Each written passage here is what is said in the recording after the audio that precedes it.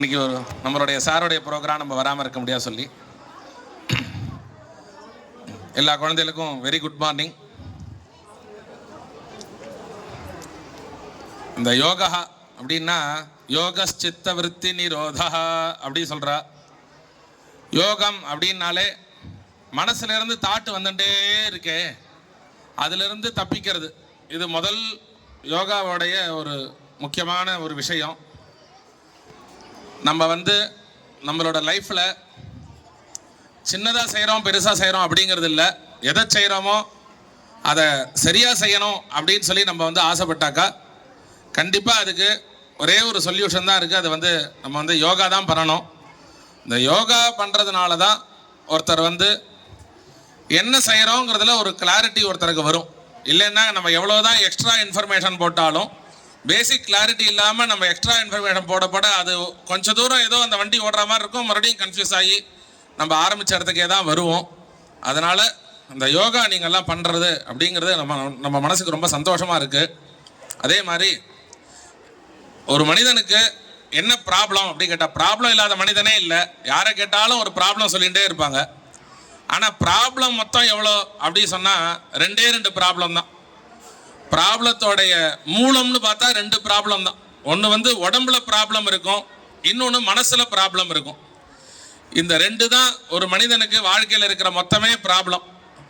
ஆனால் அதோடைய பிரம்ம பார்த்தா எந்த பக்கம் திரும்பினாலும் ப்ராப்ளம் இருக்கா மாதிரியே இருக்குது. இந்த பேசிக் ரெண்டை சரி பண்ண முடியாததுனால எந்த பக்கம் இருந்தாலும் ப்ராப்ளம் இருக்கா மாதிரியே இருக்குது. இந்த ரெண்டையும் ஒருத்தர் சரி பண்ணிக்கணும்.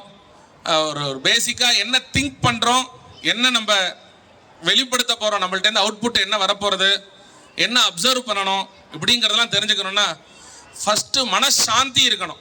மனசில் ஒரு அமைதி இருந்தால் தான் நம்ம மேற்கொண்டு என்ன பண்ணுறதுனே நமக்கு தெரிஞ்சுக்க முடியும். அப்போது அந்த மன அமைதிக்கு நமக்கு ஒரு ஹெல்ப் பண்ணுற ஒரு டூல் யோகாபியாசம் தான். இந்த யோகாபியாசத்தை விட்டால் சரீரத்துக்கும் மனசுக்கும் ஒரு சாந்தி கொடுக்கறதுக்கு ஒரு விஷயம் இல்லை.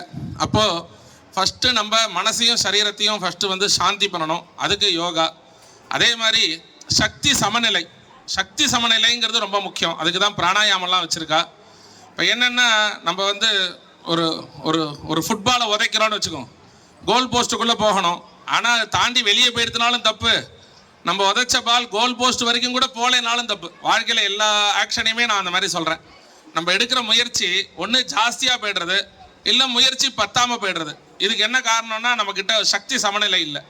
அப்போது இந்த பிராணாயாமம்லாம் பண்ணுறதுனால நமக்கு ஒரு சக்தி சமநிலை ஏற்பட்டு என்ன பண்ணணும் எவ்வளோ பண்ணணும் நம்ம கரெக்டாக தெரிஞ்சுக்கிறதுக்கு அது ரொம்ப ஹெல்ப்பாக இருக்கும். நான் ஏன் இவ்வளோ கிளியராக சொல்கிறேன்னா, குழந்தைகளுக்கு புரியறதோ இல்லையோ இந்த வார்த்தையை காதில் போட்டு வச்சுட்டா ஒரு நாள் இல்லை ஒரு நாள் அவன் இதை ஒரு எஃபெக்டாக எடுத்து அவள் செஞ்சு லைஃப்பில் குழந்தைகள் சக்ஸஸாக இருப்பா அப்படிங்கிறதுனால. அதே மாதிரி இதெல்லாம் இருக்கிறதுலையே நான் முக்கியமான பாயிண்ட்டாக நினைக்கிறேன். நம்ம யோகாவை நன்னா பண்ணி நம்ம லைஃப்பில் சக்ஸஸாக சந்தோஷமாக இருந்து எல்லாரையும் சந்தோஷமாக வச்சுக்கணுன்னா அதுக்கு நமக்கு இருக்கிற ஒரே ஒரு சாவி குரு தான். யோகா சொல்லித்தர அந்த குரு நமக்கு ரொம்ப முக்கியம். நமக்கு லைஃப்பில் என்ன பாடமும் சொல்லித்தரக்கூடிய எல்லா டீச்சர்ஸுமே நமக்கு ரொம்ப ஒரு முக்கியமானவா. குருங்கிற வார்த்தைக்கு இருட்டிலிருந்து வெளிச்சத்துக்கு கொண்டு வரவர் அப்படின்னு அர்த்தம். குனா இருட்டு, ரூனா வெளிச்சம். அதனால் எல்லாரும் என்றைக்கும் குரு பக்தியோடு இருங்கோ. இந்த ஒரு சின்ன சின்ன லைஃப்பில் இருக்கிற ஸ்ட்ரகிளை தாண்டறதுக்கு தானே யோகாவுக்கு வந்திருக்கோம்.